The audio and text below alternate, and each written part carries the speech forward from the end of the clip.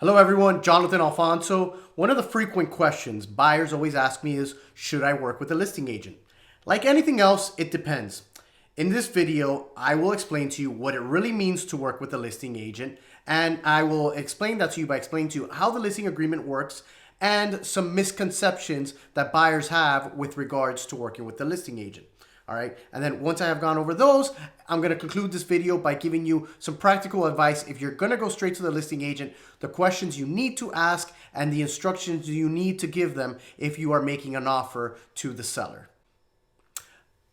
Everyone, I'm Jonathan Alfonso. I am the founding attorney at Title Answers, a law firm, and I am a real estate broker at Portal Real Estate in Miami, Florida. I help individuals with everything related to buying and selling a home, whether it's listing the home or closing it. We give practical advice on this channel on how you can do that. If you ever have any questions, please feel free to reach out.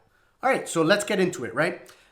The first thing you need to understand is, and I think this is where a lot of people go wrong with their negotiations when they try to go directly to the listing agent, is you need to understand how a listing agent is compensated, because that is the crux of everything that is happening whenever you are trying to negotiate directly with them.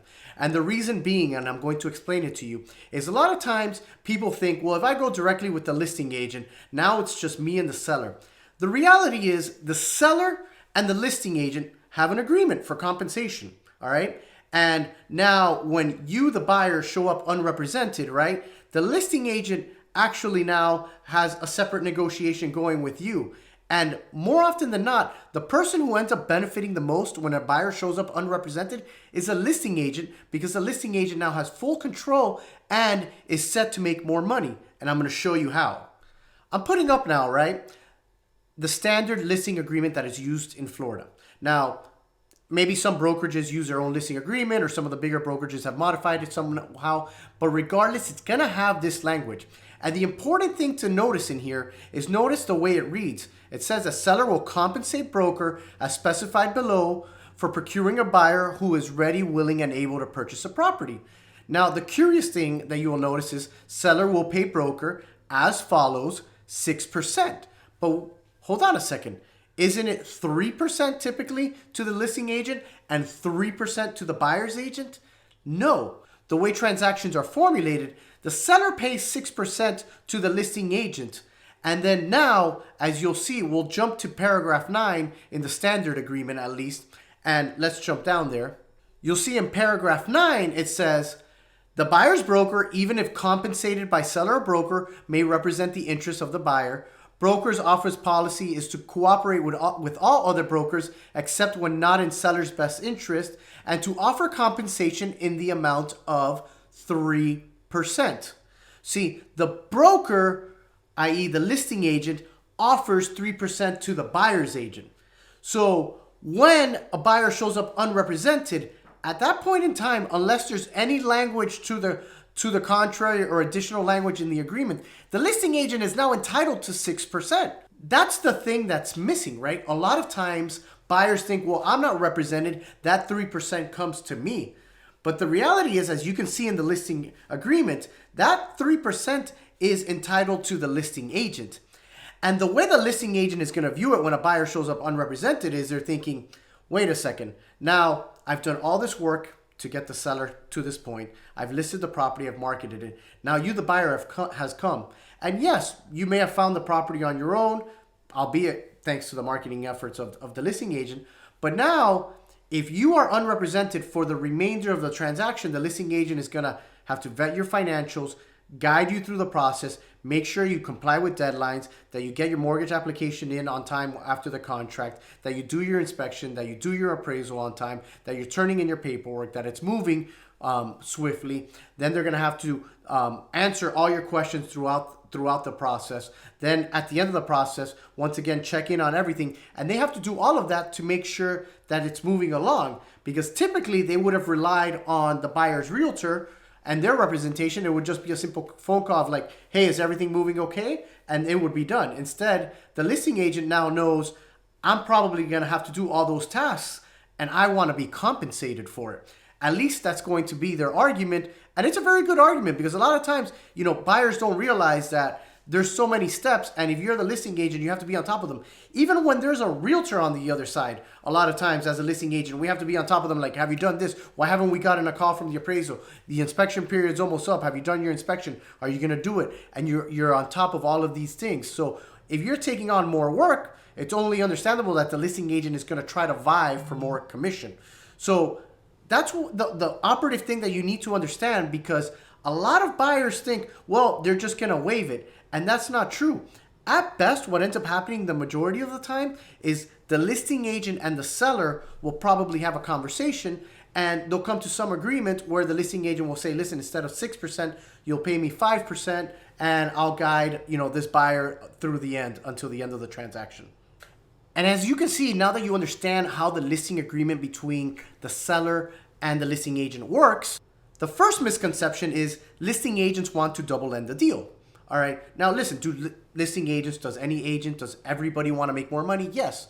But the point is that listing agent, all right, if there's somebody who's reputable, right, you've spent months, if not years, building relationships, putting, planting seeds in the community, meeting individuals, working with your sphere. And that seller that you're working with, you probably have either known for some time, have some rapport, or they were recently referred by somebody in your sphere. All right. So now when this buyer comes in, all right, on this listing that you just listed, that's, just came to market and you have a bunch of interest. Now, are you going to risk your relationship with your seller for an extra 3%? The reality is anybody that is reputable is not going to do that, because the truth is they met with that seller. All right. They came up with a game plan.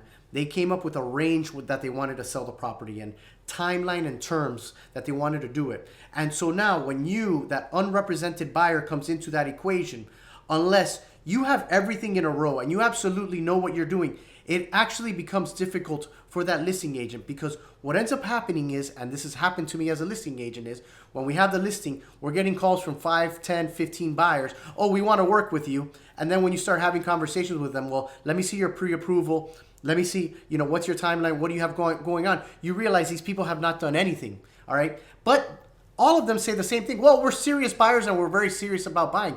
We don't doubt that you're going to buy at some point, but you're not ready to move fast in that 36-hour timeline because you haven't gotten your pre-approval done. For example, a frequent scenario that I see is they come into the open house, very nice people, they say that they're very serious, all right? But when you start talking to them, they're like, well, listen, if this all works out, we're gonna go talk to our landlord, all right? Because of course, that person who's a buyer is actually living somewhere else right now. And they say, we're gonna go talk to our landlord and, he needs 60 days notice before we can leave. And on Monday, we're gonna meet with our friend, Peter, who's a mortgage broker, and we're gonna start the process. Well, by Monday morning, all right, let's say we meet at an open house on Saturday. By Monday morning, we're making a decision on who the buyer is for my client because I got 20 other offers. I can't spend Monday, Tuesday, Wednesday vetting your life and making sure that you can qualify. That's even if you can match the highest offer that's on the table. The second misconception about this whole process is that, this misconception that like the listing agent is going to get a better deal for the buyer, right? Like if you're an unrepresented buyer, you go straight to them, they're gonna get you a better deal. All right. And let me tell you why this is an issue. The reason this is an issue is going back to what I was saying earlier, right? If you're a listing agent, you spent months, if not years, with relationships which got you to that seller, right? So you have a previous relationship. Even if they met that seller 3 weeks prior to signing the listing agreement and it just fell out of the sky, the reality is the listing agent and the seller knew each other before the listing agent knew the buyer. Chances are, if you're that unrepresented buyer. So it is very, very naive to think that the listing agent is going to give the buyer an inside track. Whatever the listing agent is saying, chances are is either for the benefit of the deal or for the benefit of himself. At best, chances are, as an unrepresented buyer, you're coming in third place. And now what you're fighting against is the seller's interest as far as the numbers that they want, the listing agent's interest because they have an agreement that says they're entitled to 6%.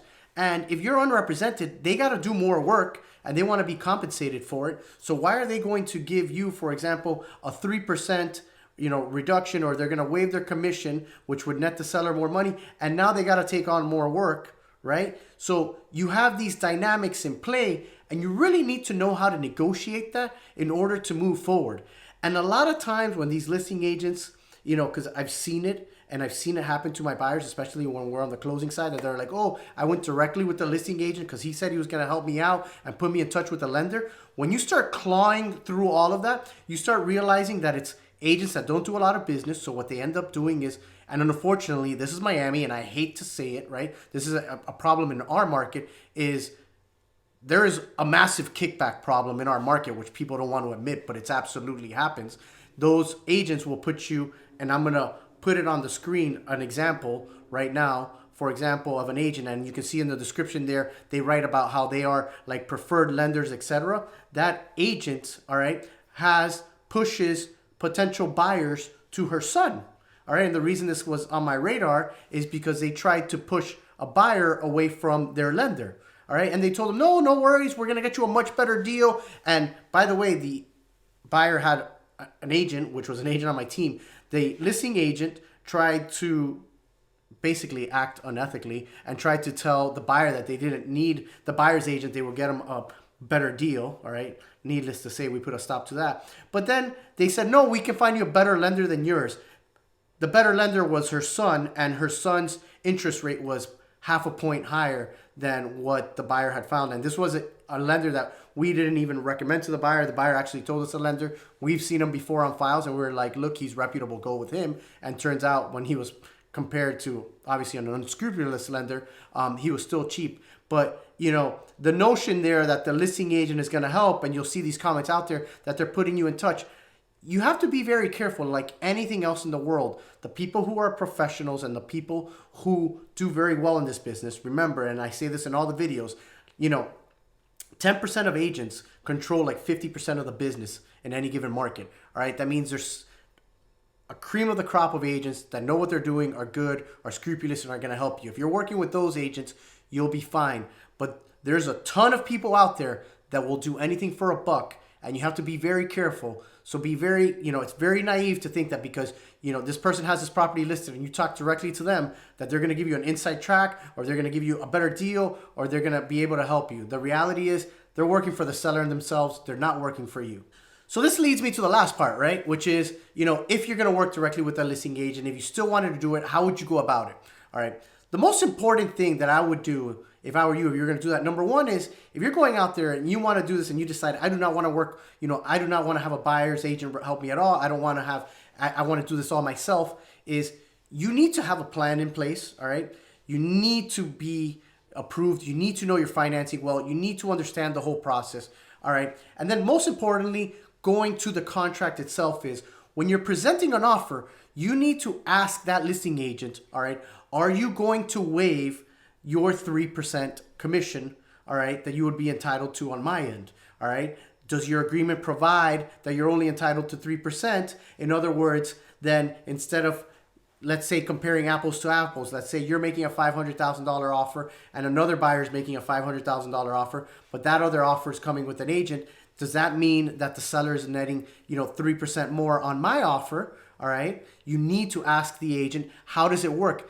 Ask them flat out. In your listing agreement, how much compensation are you entitled to, and how much are you entitled to if the buyer does not have an agent? All right. Is there a reduction in the amount of compensation? Does it go from 6 to 5 to 4%, or are you entitled to the full 6%? The second thing you want to ask them is, when presenting my offer, are you going to prepare a net sheet to the seller so they can see the net proceeds that they net on my offer versus the offer of the other agents? And how can we present my offer so they understand that when presenting my offer, I do not have an agent, you're going to waive some of your commission, and the seller is actually going to net more money. Because that is the important thing. At the end of the day, while yes, remember, you have the situation where the seller and the listing agent have their negotiations about commission. And now you, the buyer, have your negotiations with the seller, which ultimately you just want to get your hands on the property. You just want to make sure that the listing agent is going to adequately convey that. Because a lot of times sellers have a hard time understanding, because they're so focused on price, that they're not even understanding sometimes the net proceeds. By the way, if you guys want a helpful tool for this, you can go on our Title Answers our Title Answers website. We have an app there. I'm going to put a link to it below, and you can make net sheets, all right, that show the seller what they would net, and they're very easy to make, and they show the different proceeds. And we use these all the time for sellers because sometimes the variables are different, where we're able to show them, by the way, this is what this offer nets you, and this is what this offer nets you. So if you're a buyer, you absolutely need to ask those two things of the listing agent to make sure that what you're communicating is actually being communicated to the seller, and the seller understands that they may net more with your offer if you can reach an agreement with the listing agent that they will waive some of their commission. I hope you guys found this video useful. If you have any questions or comments, please feel free to put them in the comments below. I look forward to interacting with you guys and making more videos for you. Until next time, this is Jonathan Alfonso, and thank you for visiting our YouTube channel.